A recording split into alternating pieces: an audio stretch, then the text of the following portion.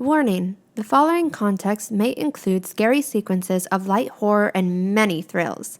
Some gruesome descriptions involving children may be present in some chapters. Some material may be unsettling to certain audiences. But don't worry, everything will be okay. Probably.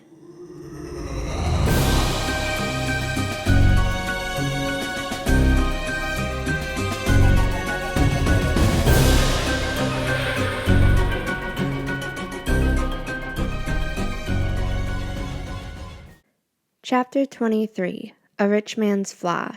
Dixie's Perspective. The ship is old, wooden, creaky, and I feel like I could fall over at any given moment. Other pirates are aboard the ship, ones with big long beards and others with nothing but a few little whiskers. They nod affirmatively at Connor, but wink and chuckle or just stand awkwardly at the sight of me. Have they never seen a girl? I whisper to Connor as we follow Redbeard and Blackbeard. Not often we have a lady among us, Redbeard tells us without turning his head. Forgive them, they're not sure how to respond. Well, winking and chuckling at a lady in our land is considered weird and ungentlemanly, and awkwardly staring at people is also weird, Connor says. Sure thing, Redbeard says. Boys, let's treat both our guests with respectable and hospitable welcomings, all right? All the pirates nodding yell, Aye, Captain. Thank you, I tell Connor, and he leans down to my ear. Stay close. I'm not sure of this group, he tells me, and I do just as he says. Honestly, I'm suspicious of anyone from these lands, so I'm completely fine with staying near him. The two pirates take us to the lower level of the ship and close the door to a gathering room.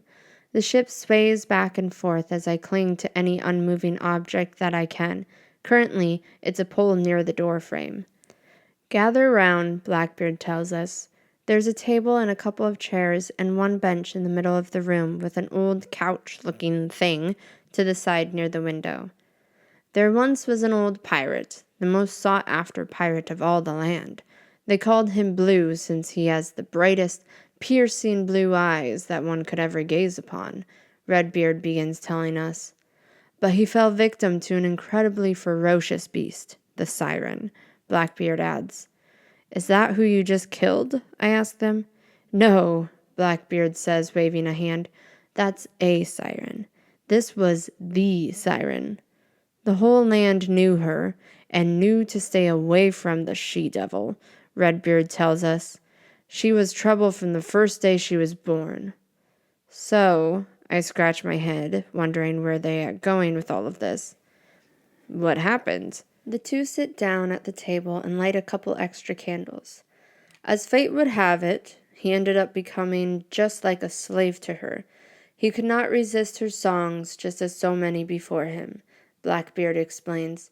He was under a spell, and she became greedy. She would take things from the mainland, which she was unable to enter, so he would steal them for her. And then what? Connor says with a strain in his voice. Was the necklace something he stole? The two nod. It was Lydia's, and his actions set her into a rage, cursing him to be shunned to the waters with the siren. However, since he was human, he didn't make it very long. Humans are not built to last in water long term. I found that interesting coming from a pirate who lives on water. Perhaps he means in the water. Which, that would make sense. So the necklace was returned to Lydia? I ask, still trying to follow. No, it too was banished, cursed with greed. Lydia no longer liked the energy that the necklace held, so she threw it in the lagoon, where it shall never be found again, and if anyone did, they too would fall to the all-consuming curse of greed, losing all that is truly good in their lives, Redbeard says, sitting back in his chair, arms crossed. So it's not something we advise anyone to search for. We need it, though, I sigh. We've already handled a couple of her items. I look at Connor, realizing it's been a while since he's said anything. I think he's feeling shut in again. My gaze catches his attention, and he looks at me with a saddened smile. I can't, he sighs. I already fell for the normal siren. And he's right. Most men do, Redbeard explains. Sirens often target men because they tend to sail the waters more. Plus, they seem to be more susceptible to their persuasions. So, young lady, Blackbeard leans forward, elbows on the creaky old table. It'd have to be you doing some diving in order to find that jewelry. A deep breath exits my mouth, louder than I meant. How would I even know where to start? I say, rubbing my head, noticing how tired I really am. Oh, Redbeard chuckles. We know where it is. You do? I perk up. Maybe this won't be as hard as I imagined. Yeah, Blackbeard says. It's on the siren's neck. The plank is wobbly, splintered, and has a couple of holes. My feet shake as I inch closer to the edge. Blackbeard gave me a spell potion that they got off the witch that allows me up to 5 minutes of breathing underwater. They've given me a trident to stab the siren and a knife to cut off the necklace. And now they're going to drop me right off above her house and hope for the best. I would not choose me to accomplish this task, but seeing that I'm the only female on board, I guess I have no option. Redbeard has tied a long rope around my waist to hoist me back to the surface if needed.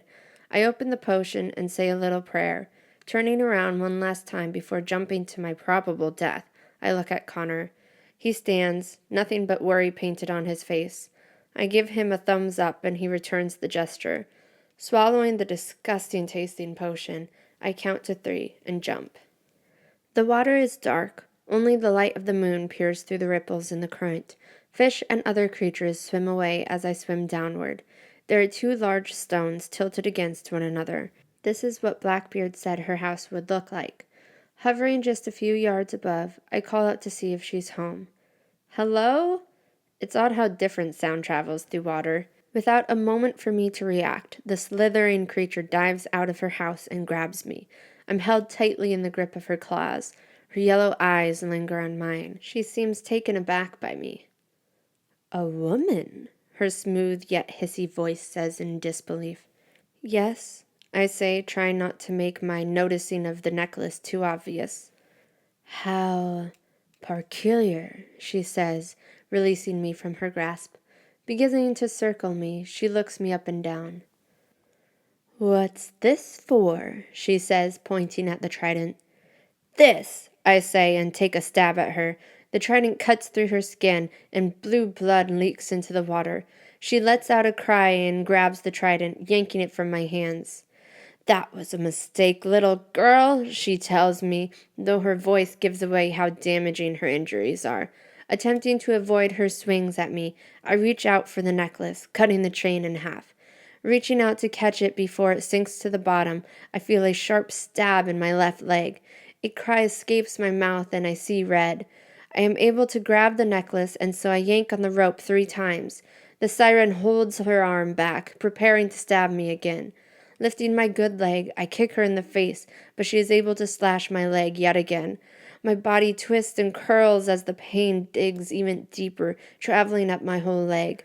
The water turns red until nothing else is visible. The rope begins to pull me to the surface. Easy now, Blackbeard calls out to the boys hoisting me onto the ship. She's injured bad, a pirate yells back. Dixie, oh my gosh, Connor says, rushing to my side. Just hang on, we're gonna help you. My skin crawls from the ridiculous amount of pain I'm in. Do I even have my leg still? Another pirate with a wad of fabric runs over and they begin wrapping the wounds. I can't help but cry and scream as the pressure intensifies. Connor supports my torso and head in his lap, holding my hand. I'm so sorry, he whispers, but you're gonna be okay. Just breathe.